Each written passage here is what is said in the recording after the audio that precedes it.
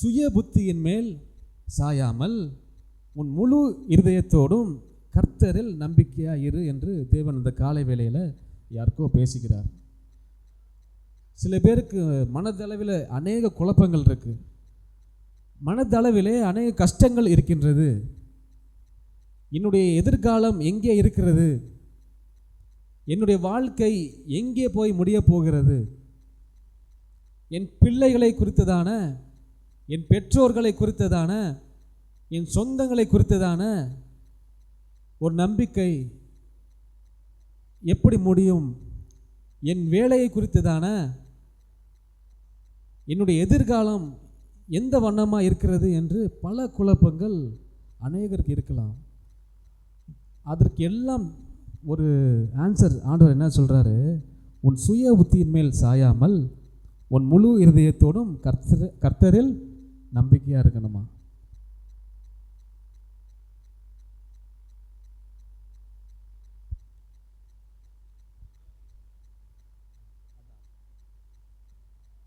அப்போது இந்த வசனத்தில் 2 வார்த்தையை பார்க்குறோம். சுய புத்தியின் மேல் நம்ம சாயக்கூடாது. சுய புத்தி எதை குறிக்கிறதுனா நம்ம மாம்ச சிந்தையை, அதுதான் கொஞ்சம் கூட்டுங்க, ஓகே. நம்ம சுயத்தால் எடுக்கிற எல்லா முடிவும் எப்படி இருக்கும்னா ஃபெயிலியராக தான் இருக்கும், அது நன்மையாகவே முடியாது. நம்ம சுயமாக எடுக்கும் பொழுது பல குழப்பங்கள் இருக்கும். இதை எடுக்கலாமா வேணாமா, இந்த காரியத்தை செய்து முடிக்க முடியுமா, இது தேவன் கொடுத்த காரியம்தானா என்று பல குழப்பங்கள் நம் வாழ்க்கையில் இருக்கலாம். அப்போது நம்ம அந்த குழப்பம் வரும்போது நம்ம அறிந்து கொள்ளலாம், இது தேவனுடைய வார்த்தையில், தேவ திட்டம் இல்லை, இது சுயமாக நம்ம யோசித்து கொண்டு செய்கின்ற காரியம் என்று நம்ம அதை உறுதிப்படுத்தி கொள்ளலாம். பாருங்கள், ஒரு வசனத்தை வாசிப்போம். ஏசாயா 26ஆம் அதிகாரம் 3ஆம் வசனத்தை வாசிப்போம். ஏசாயா 26, உம்மை உறுதியாய் பற்றி கொண்ட மனதையுடையவன் உம்மையே நம்பி இருக்கிறபடியால் நீர் அவனை பரிபூரண சமாதானத்துடன் காத்துக்கொள்வீர். வசனம் என்ன சொல்லுது, உம்மை உறுதியாய் பற்றி கொண்ட மனதையுடையவன் யாரை நம்பி இருக்கானா பாருங்க, உம்மையே. ஆமென். இப்போது நம்ம உறுதியாக தேவனுடைய ராஜ்யத்தை, அவருடைய வார்த்தையை பற்றி கொண்டு நம்ம வாழ்க்கையில் நடக்கும் பொழுது அவர் நம்மளை எப்படி நடத்தி கொண்டு போகிறாரா, நீர் அவனை பூரண சமாதானத்துடன் காத்துக்கொள்வீர். பாருங்கள், ஆதாம் ஏவாளை குறித்து அநேகருக்கு தெரியும், எல்லாத்துக்கும் தெரியும். பாருங்கள், தேவன் என்ன சொன்னார், அவங்கள படைத்து விட்டு இந்த எல்லா கனியையும் புசிக்கலாம், ஆனால் நன்மை தீமை அறியத்தக்கதான இந்த கனி என்ன பண்ணக்கூடாது, புசிக்கக்கூடாது. நம்ம எதை சின்ன பிள்ளைகள்கிட்ட நம்ம எதை வேணான்னு சொல்கிறோமோ பாருங்கள், அதை தான் செய்யணுன்ட்டு மனசுக்குள்ளே அப்படியே துடிக்கும். மிச்சதெல்லாம் விட்டுருவாங்க. தம்பி அந்த பக்கம் போகக்கூடாதுடா, இங்கிட்டு தான் நிற்கணும் அப்படின்னு நீங்கள் சொல்லும் போது தான் அவனுக்கு என்ன தோணும் அப்படின்னா, அங்கேயே போகக்கூடாதுன்றாங்க, போய் தான் பார்ப்போமே, விளையாண்டு தான் பார்ப்போமே அப்படின்னு நமக்குள்ளே எதை செய்யக்கூடாதுன்னு சொல்கிறாங்களோ அதையே செய்ய வேண்டும் என்ற எண்ணம் நம்ம இந்த மாம்சத்திற்கு இயற்கையாகவே இருக்குது. பாருங்கள், இந்த வசனங்களை வாசிப்போம். ஆதியாகமம் 2ஆம் அதிகாரம் 17ஆவது வசனம்.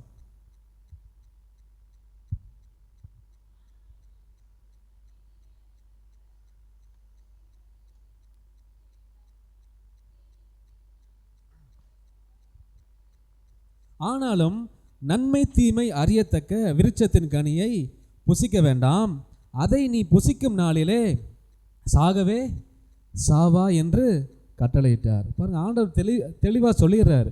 ஆண்டவர் எப்போவுமே இதோட நீ இந்த வழியில் போனால் இது உனக்கு ஆபத்து வரும், இது நன்மையான காரியம் இல்லை என்று ஆண்டவர் முன்கூட்டியே நம்ம எல்லாத்துக்கும் அறிவிக்கிறார். பாருங்கள், அவர் சொல்லாமல் இன்னும் நீங்கள் போங்க நடக்கிறத பார்த்துக்குவோம் அப்படி சொல்லிட்டு உங்களை அனாதையாக விடுற தேவன் இல்லை, உங்களுக்கு வருகின்ற பிரச்சனையை முன்கூட்டியே சொல்லிவிடுவார்.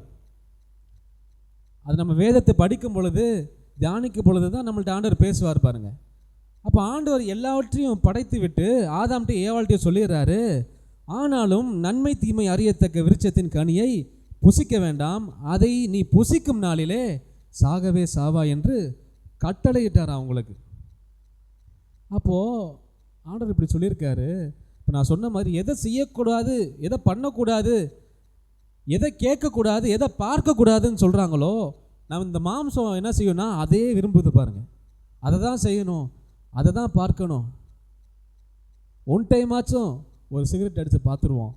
சில பசங்க பேசுவாங்க, வாழ்க்கையில் ஒன் டைம் ஆச்சும் கொஞ்சம் தண்ணி அடித்து அது எப்படி தான் இருக்குன்னு பார்த்துருவோம் அப்படின்னு சில பேர் நடக்கிறத சொல்கிறேன். நல்ல பசங்க, அவங்க கெட்டவங்கன்னு சொல்ல வரல, அது எப்படி தான் இருக்குன்னு பார்த்துருவோம்.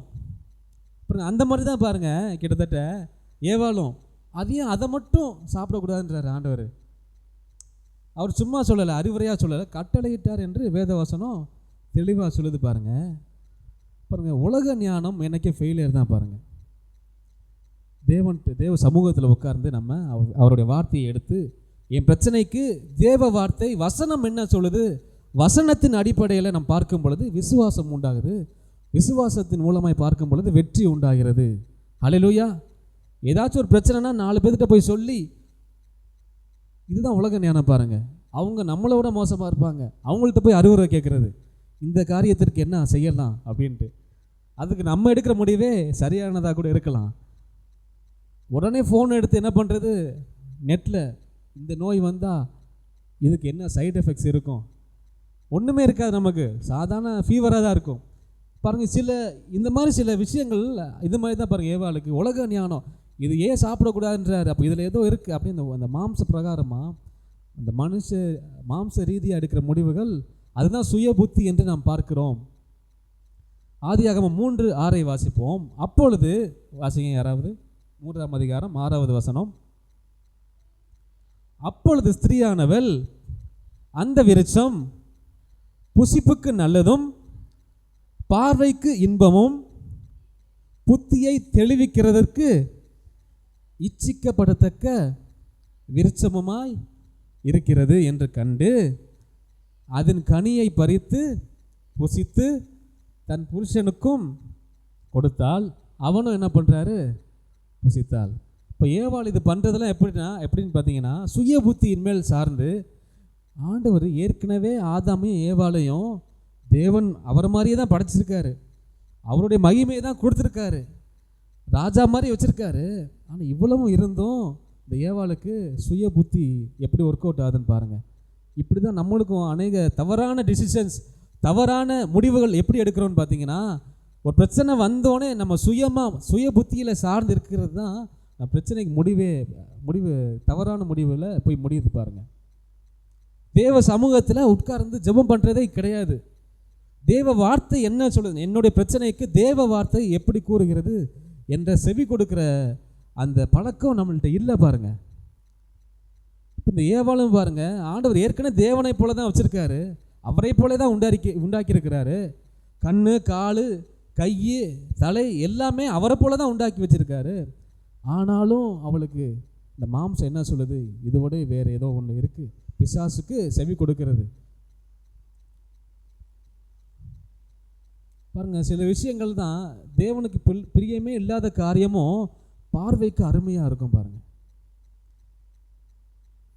தேவனுக்கு பிரியமில்லாத காரியம் இது சரியானதாக தோன்றும்.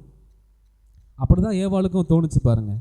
அந்த கனி எப்படி இருந்துச்சா, புத்தியை தெளிவிக்கிறதற்கு இச்சிக்கப்படத்தக்க விருட்சமாக இருக்கிறது. ரொம்ப அட்ராக்ஷனாக தாங்க இருக்கும். ஆனால் தேவ வார்த்தை என்ன சொல்லுது, அந்த பாதையில் நீங்கள் போகலாமா வேண்டாமா. இப்போ ஆண்டவர் முன்னாடியே, எனக்கு ஆண்டவர்கிட்ட ரொம்ப பிடிச்ச ஒரு விஷயம் என்னன்னா, நீங்கள் தவற போகிறீங்கன்ட்டு முன்னாடி உங்கள்கிட்ட சொல்லிடுறாரு. இது தவறான பாதை என்று நீங்கள் விசுவாசித்து தெரிஞ்சுக்கொள்ளுங்க அப்படிலாம் சொல்லலை. நீங்கள் எடுக்கிற முடிவு இப்படி தான் இருக்கும் அப்படின்ட்டு ஆதாமுக்கும் ஏவாளுக்கும் இந்த கனியை புசிச்சிங்கன்னா நீங்கள் சாப்பிடுகின்ற நாளிலே சாகவே சாவீர்கள் என்று முன்கூட்டியே சொல்லிட்டார். ஆனால் சொன்னாலும் இந்த சுய புத்தி என்ன பண்ணுது, தவறான முடிவுகளை எடுக்க வைக்குது பாருங்கள். அப்போது நம்ம சுய புத்தியின் மேல் சாராமல் கர்த்தர் மேல் முழு நம்பிக்கையோடு இருக்க வேண்டும் என்று தேவ வார்த்தை கூறுகிறது. பாருங்கள், தப்புன்னு தெரிஞ்சே தான் யூதாஸ் காரியோத்து இருக்கார்ல, அவன்கிட்ட ஆண்டவர் டைரெக்டாகவே சொல்கிறாரு, நீ என்னை காட்டி குடிப்பான்ட்டு யூதாஸ் காரியத்திட்ட டைரெக்டாகவே தான் சொல்கிறாரு. எனக்கு ஒரு கேள்வி இருந்துச்சு, இப்போ ஆண்டவர் சொல்லிடுறாருல நம்மள்ட்டே வந்து, நீ தான் செய்ய போகிற, நீ தான் காட்டி கொடுக்க போகிற அப்படின்னு சொல்கிறாரு. அதையும் மீறி எப்படி அவனால் காட்டி கொடுக்க முடியுது? பேதுருவை பார்த்து சொல்கிறாரு, என்ன சொல்கிறாரு? சேவல் கூவுவதற்கு முன்னமே என்னை 3 முறை மறுதளிப்பா என்றார். அவன்கிட்ட தானே சொல்கிறாரு. சொல்லியும் ஏன் அவன் போய் அதே காரியத்தை ரிப்பீட் பண்ணுறான்? அதே காரியத்தை ஆண்டவரே சொல்லிட்டார்ல, நீ தான் மறுதளிக்க போகிற.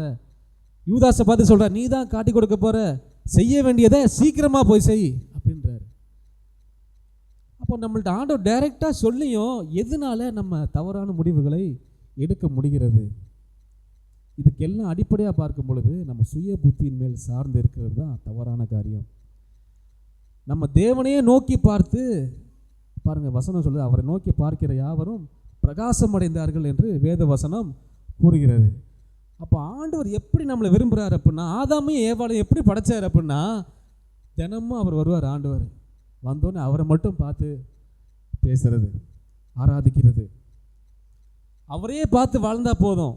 நம்ம எக்ஸ்ட்ரா நம்ம அதிகமான நம்ம சுய புத்தியில் சார்ந்து எடுக்கிற முடிவுகள் எல்லாம் தோல்வியாக தான் இருக்கும். அப்போ ஆண்டவர் எப்படி தெரிஞ்ச யூதாஸை சொல்கிறாரு, செய்ய வேண்டியதை தம்பி சீக்கிரமாக போய் செய். நீ மாம்சத்தில் பேசுகிற, ஆண்டவரே நீ முடிவு பரியந்தோம் சாகிற வரையும் நான் உங்களோட நான் இருப்பேன்னு சொன்ன பேதுரு, நீ அடுத்த வார்த்தையை ஆண்டவர் சொல்கிற, நீ மறுதளிப்ப அப்படின்றார்.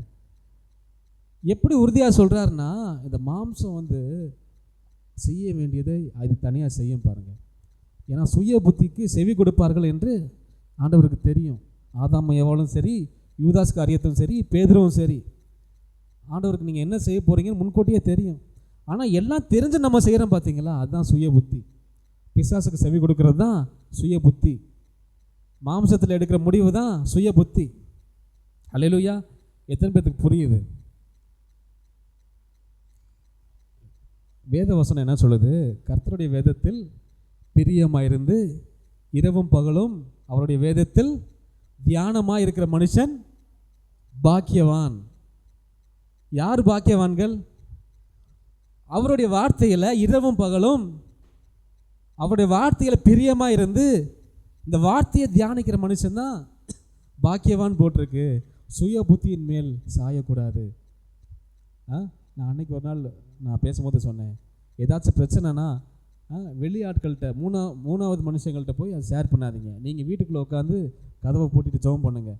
அந்த காரியத்துக்கு தேவன் பதில் கொடுப்பார். வேறு யாராலையும் பதில் கொடுக்க முடியவே முடியாது. உங்கள் ஃப்ரெண்ட்ஸ்னாலேயும் முடியாது.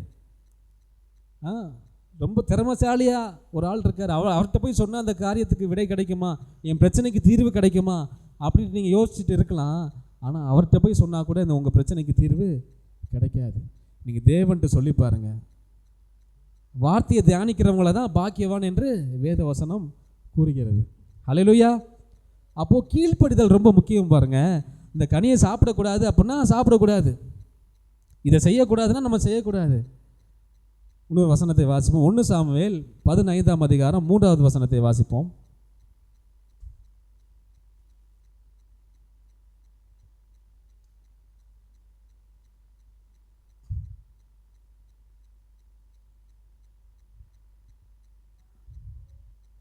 இப்போது நீ போய்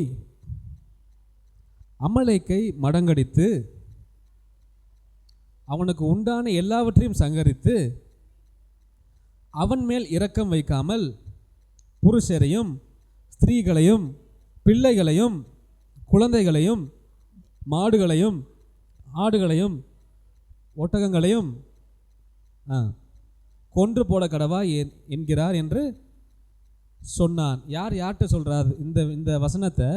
யார்கிட்ட சொல்கிறா அப்படின்னு கேட்டிங்கன்னா, சாமுவேல் வந்து சவுலை பார்த்து சொல்கிறாரு, இப்போது நீ போய் அமலேக்கியரை மடங்கடிச்சிட்டு நீ என்ன பண்ணணும்னா அவனுக்கு உண்டான எல்லாவற்றையும் அடித்து கொன்றணும், எதையுமே ரிட்டர்ன் எடுத்துகிட்டு வரக்கூடாது அப்படின்றார் ஆண்டவர். ஆனால் சவுல் என்ன தெரியுமா பண்ணார்?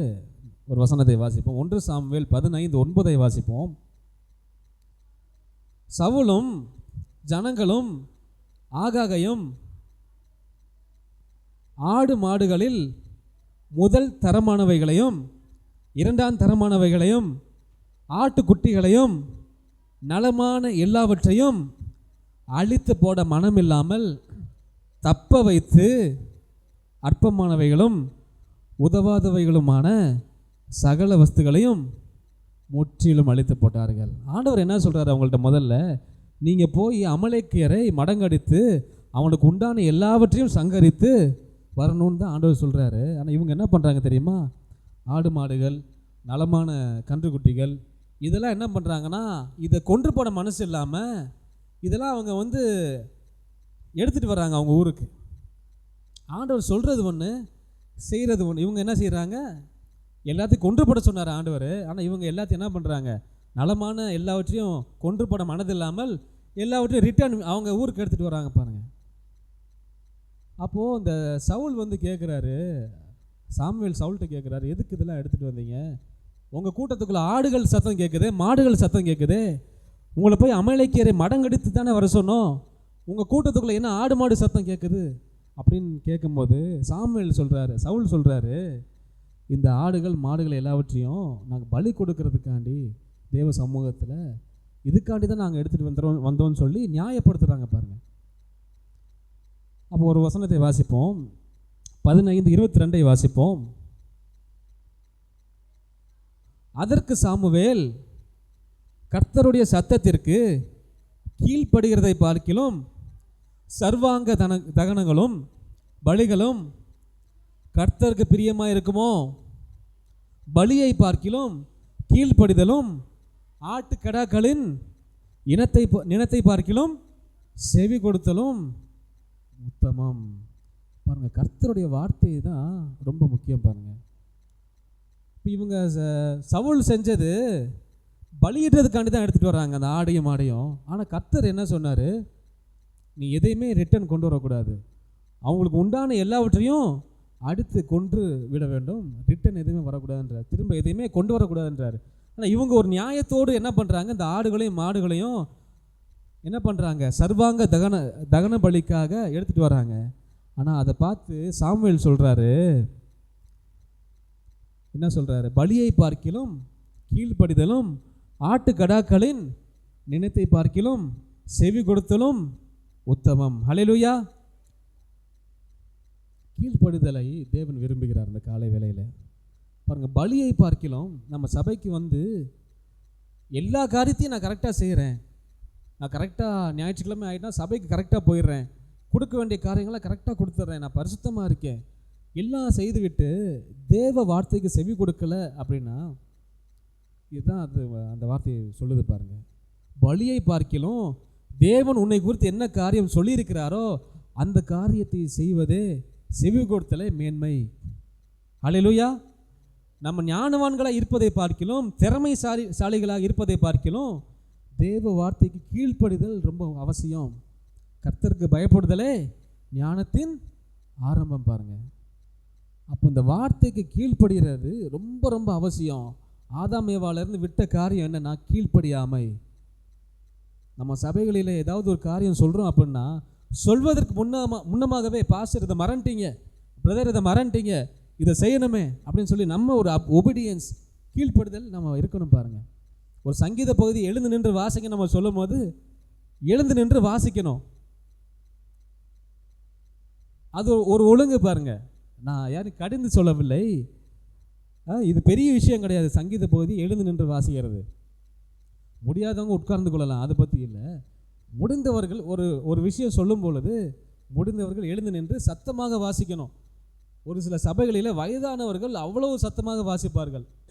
ஈவன் நம்ம மைக்லேருந்து பேசுகிற சத்தத்தை விட அவர்களுடைய சத்தம் அதிகமாக இருக்கும். பாருங்கள், ஒரு சில சபைகளில் நான் பார்த்துருக்கிறேன். அப்போ அதுபோல் நம்ம ஒரு காரியத்தை சபை மூலமாக சொல்லும்போது நம்ம சபையில் இருக்கவங்களே மறந்தால் கூட, அதாவது பாஸ்டரோ நாங்கள் மறந்தால் கூட இதை மறந்துட்டீங்க நாங்கள் செய்யணும்னு சொல்லி முன்னாடி வரணும். பாருங்கள், நீங்கள் சொல்கிறது தப்பே கிடையாது. அப்போது இந்த வேதத்தில் பலியை பார்க்கிலும் கீழ்ப்படிதலும் ஆட்டுக்கடாக்களின் நினத்தை பார்க்கிலும் உன் பலியை பார்க்கிலும் நம்ம இங்கே ஒர்ஷிப் பண்ணலாம், பாட்டு பாடலாம், தேவ நாமத்தை உயர்த்தலாம், எல்லா இடத்துக்கும் கிராம ஊழியம் போகலாம், எல்லாம் செய்யலாம். ஆனால் எல்லாம் செஞ்சுட்டு தேவ வார்த்தைக்கு கீழ்ப்படியலை அப்படின்னா அது வேஸ்ட்டுன்னு சாமுவேல் சொல்கிறார். கர்த்தர் சொன்னதாக சொல்கிறார். உன்னுடைய பலிகளை பார்க்கலும் கீழ்ப்படிதல் ரொம்ப முக்கியம். வேதம் நீ எப்படி நடக்க வேண்டும் என்று சொல்லுகிறதோ அப்படியே நடக்க வேண்டும். அவர் வார்த்தைக்கு செவி கொடுக்க வேண்டும். நீதிமான்களாக இருக்க வேண்டும். பரிசுத்தமாக இருக்க வேண்டும். அவர் நமக்காக பாடுபட்டு இருக்கிறார். நம்முடைய அக்கிரமங்களுக்காக, நம் நோய்களுக்காக அவர் சிலுவையிலே பாடுபட்டு இருக்கிறார். அவருடைய நாமத்தினாலே நாங்கள் நம் நீதிமான்களாக மாற்றப்பட்டிருக்கிறோம் என்கின்ற உணர்வு. இரவும் பகலும் தேவனுடைய வேதத்தை, அவருடைய வார்த்தையை தியானிக்க வேண்டும். அவர்கள் பாக்கியவான்கள் என்று வாசிக்கிறோம். அப்போ அவர் வார்த்தையை நம்ம மனதில் கொண்டு என்ன பண்ணணும்? கீழ்ப்படியணும். இந்த காலை வேளையை தேவன் பேசுகிறது என்ன என்றால், அவருடைய வார்த்தைக்கு செவி கொடுக்கிறவர்களாக மட்டும் இல்லை, கீழ்ப்படியணும். நம்ம அநேக காரியங்களை செவி கொடுக்கறத பற்றி நம்ம வாசித்து பார்த்தோம் பாருங்கள். செவி கொடுக்கறது பிரச்சனை இல்லை, செவி கொடுக்கறதுக்கு கீழ்ப்படியணும். அங்கே தான் கனி கொடுக்க முடியும் பாருங்கள். வாரம் சபைக்கு வரோம், உட்காடுறோம், தேவ வார்த்தையை கேட்கிறோம், வெளியே போகிறோம், வேலைக்கு போகிறோம், குடும்பத்தை பார்க்குறோம், திருப்பி சபைக்கு வரோம், தேவ வார்த்தையை கேட்கிறோம், போகிறோம், கேட்டுட்டு போகிறவர்களாக மட்டும் இல்லை, அதன்படி செய்கிறவர்களாக இருக்க வேண்டும் பாருங்கள். அதான் வேதவசனம் கூறுகிறது. கீழ்ப்படியாமை தான் அந்த உலகத்தையே பாவத்திற்குள்ளாக விழ வைத்தது. ஆதாம் ஏவாளின் கீழ்ப்படியாமை. தேவன் கிருபை உள்ளவர் தான், அவர் தயவு உள்ளவர் தான். ஆனால் அந்த வார்த்தை தெளிவாக சொல்லுது, கீழ்ப்படியலை அப்படின்னா உன் பலியை பார்க்கலாம், உன்னோட அந்தஸ்தை பார்க்கலாம், உன்னோட திறமையை பார்க்கலாம். வேதம் என்ன சொல்லுது? கீழ்ப்படிதல் ரொம்ப முக்கியமானது. ஹல்லேலூயா. ஒழுங்கு ரொம்ப முக்கியமானது பாருங்க. ஹல்லேலூயா. இன்னொரு வசனத்தை வாசிப்போம். மார்க்கு 12:33 வாசிப்போம்.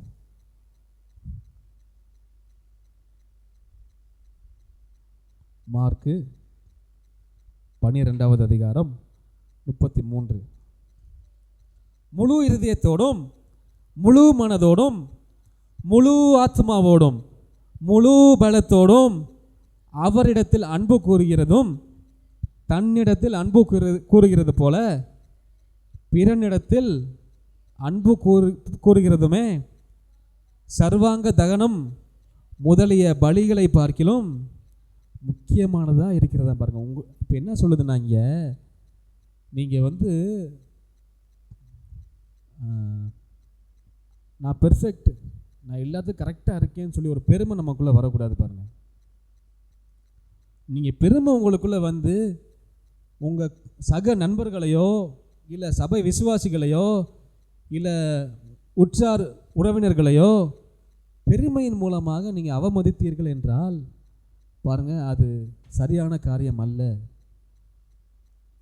நான் கரெக்டாக வொர்ஷிப் பண்ணுறேன், ஆராதனை பண்ணுறேன், நான் சபைக்கு போகிறேன், வெள்ளை ஷர்ட் போட்டு போகிறேன், ஒயிட் பேண்ட் போட்டு போகிறேன், பரிசுத்தமாக இருக்கேன்னு சொல்லிட்டு நீங்கள் அன்பு கூறலை அப்படின்னா அதெல்லாம் வேஸ்ட்டுன்னு தான் அந்த வசனம் சொல்லுது. சர்வாங்க தகனம் முதலிய பலிகளை பார்க்கிலும் முக்கியமானதாக இருக்கிறது என்றானா பாருங்கள். நீங்கள் அன்பு கூறுறது, நீங்கள் ஒர்ஷிப் பண்ணுறதை காட்டிலும் நீங்கள் கரெக்டாக காணிக்க கொடுக்கறத பார்க்கிலும், நீங்கள் பாவமே செய்யாமல் இருக்கீங்க பார்த்தீங்களா, அதை பார்க்கிலும் அன்பு கூறுகிறது ரொம்ப முக்கியம். நீங்கள் அன்பு கூர்ந்தாலும் இதெல்லாம் சரியாயிரும் பாருங்கள். பாவம் செய்ய மாட்டீங்க, பொய் பேச மாட்டீங்க, புறம் கூற மாட்டீங்க, சபை கரெக்டாக வருவீங்க, நேசிப்பீங்க எல்லாத்தையுமே. தேவ அன்பு நம் உடல் முழுவதுமாக தேவ அன்பினால் நிரப்பப்பட்டிருக்கணும் பாருங்கள். அதுதான் இங்கே போடப்பட்டிருக்குது. எல்லா பலிகளை பார்க்கலாம். பலிகள்னு என்ன? நீ துதி பலி, நன்றி பலி, காணிக்கை நிறையா இருக்குது. எல்லாம் நீங்கள் கரெக்டாக செஞ்சாலும் அன்பு கூறலை அப்படின்னா எல்லாம் வேஸ்ட்டு தான். ஹல்லேலூயா.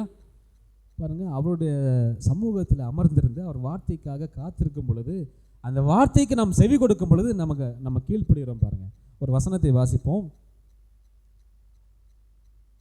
யோவான் 2:5 வாசிப்போம்.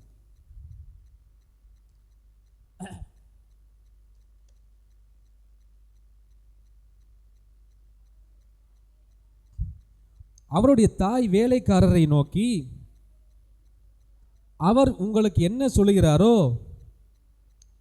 அதன்படி செய்யுங்கள் என்றான் பாருங்க. இந்த வேத வசனம் எங்க நடக்குது? கானாவூர் பிரதீபனை கரெக்டாக சொன்னார். கானாவூர் கல்யாணத்தில் ஆண்டவராகிய இயேசு கிறிஸ்துவின் முதல் அற்புதம் எங்கே நடக்குது தெரியுமா? காண ஒரு கல்யாணத்தில் தண்ணீரை திராட்சரசமாக மாற்றுகிறார். அப்போது அந்த கல்யாணம் ரொம்ப விறுவிறுப்பாக நடந்துட்டு இருக்கு பாருங்க. அப்போ திராட்சை ரசம் திடீர்னு தீர்ந்து போயிடுது. அந்த காலத்தில் திராட்சை ரசம் தீர்ந்துச்சுன்னா அது ஒரு அவப்பெயர், அந்த குடும்பத்துக்கு அவப்பெயர். திராட்சை ரசம் இல்லை, நீங்கள் இப்போ கல்யாணத்துக்கு சாப்பிட போகிறீங்க, கடைசியில் நீங்கள் சாப்பிட போகிற நேரத்தில் முக்கியமான சாப்பாடு இல்லை, பிரியாணி தீர்ந்து போச்சு, லெக் பீஸ் இல்லை அப்படின்னா சில பேர் சண்டை போடுறாங்க பார்த்தீங்களா? எத்தனை பேர் பார்த்துருக்கீங்க? டம்மா டிமின் பெஞ்சை தூக்கி எரிஞ்சிட்டு இருப்பாங்க. அது இந்த காலத்தில். அப்போ அந்த காலத்தில் இது மாதிரி தான். திராட்சை ரசம் இல்லைன்னா அந்த கல்யாணம் பண்ணுகிற நடத்தி வைக்கிற அந்த குடும்பத்துக்கே ஒரு பெரிய அவப்பெயர், ஒரு அவமானம், ஒரு லட்சை, ஒரு கெட்ட பெயர். அப்போ அந்த கெட்ட பெயரை ஆண்டவர் எப்படி மாற்றுறாரு? அவங்க வாழ்க்கையில் அந்த கல்யாணத்தில் ஒரு அதிசயம் நடக்கணும்னா நம்ம என்ன செய்யணும்? அந்த ரகசியத்தை இயேசுப்பாவோட தாயார் கரெக்டாக சொல்கிறாங்க பாருங்கள். நீ ரொம்ப கஷ்டப்படலாம் வேணாம். ஒரு அதிசயம் நடக்கணும்னா நீங்கள் ஒரு 100 கிலோமீட்டர் நடந்து போயிட்டு ஒரு மலை உச்சியில் ஏறி திருப்பி இறங்கிட்டு திருப்பி வரணும்னு சொல்லி ஆண்டவர் சொல்லவே மாட்டார். அவர் என்ன சொல்கிறாரோ அதை அப்படியே செய்யுங்க.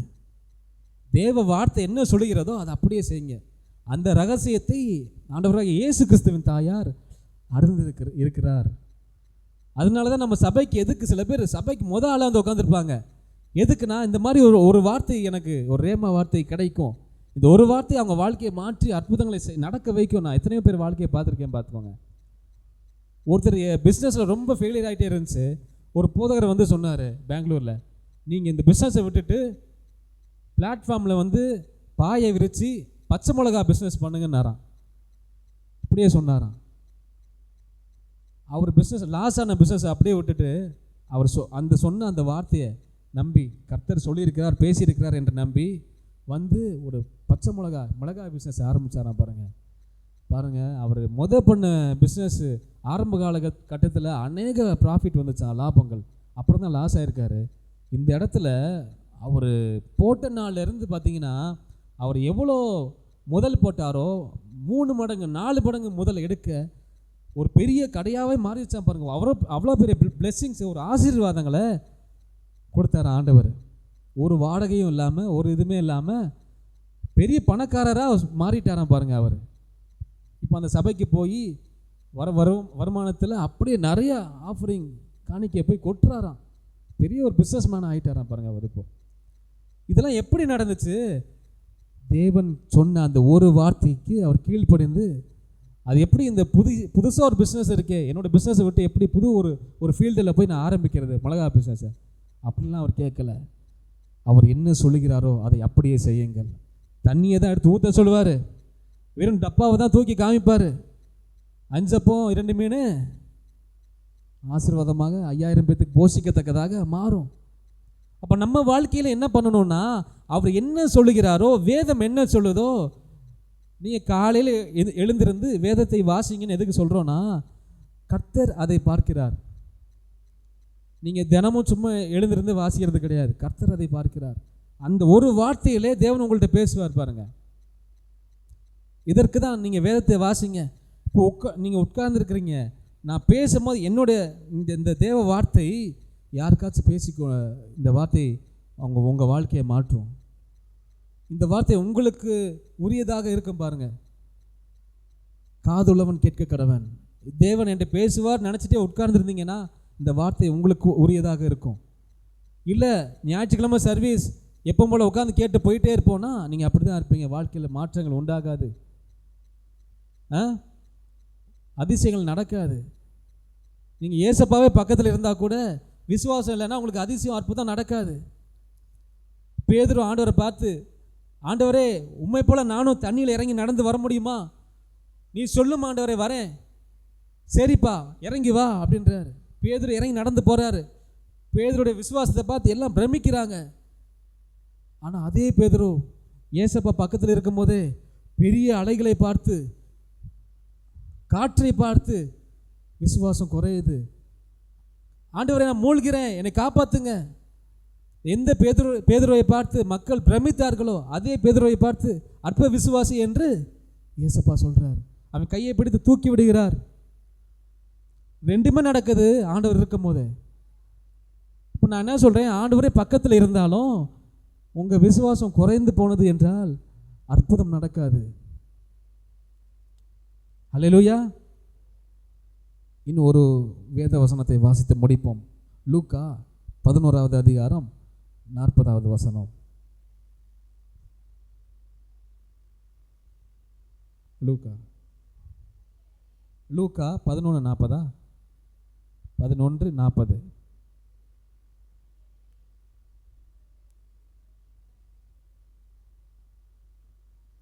மார்த்தாளோ, மரியாள் மார்த்தாள். லூக்கா 11:40 பாருங்க. 40 அதானா?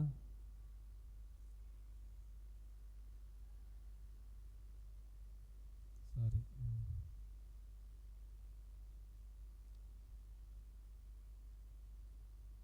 10:40 வாசிங்க. லூக்கா 10:40.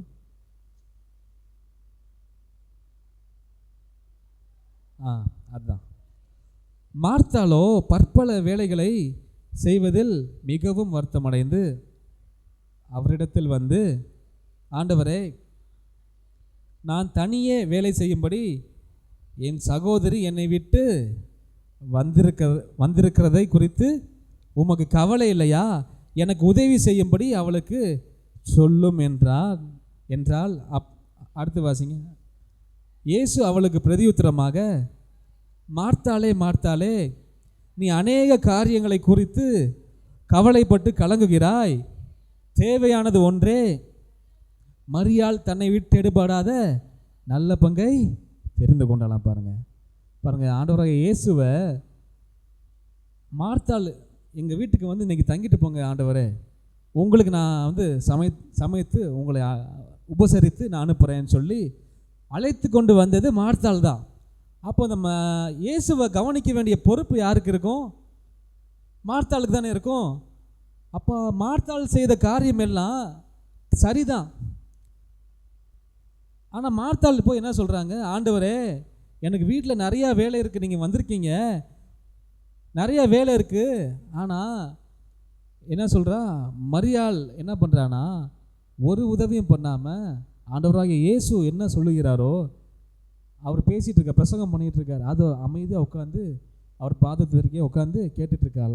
பாருங்கள் மார்த்தாள், மரியாள்.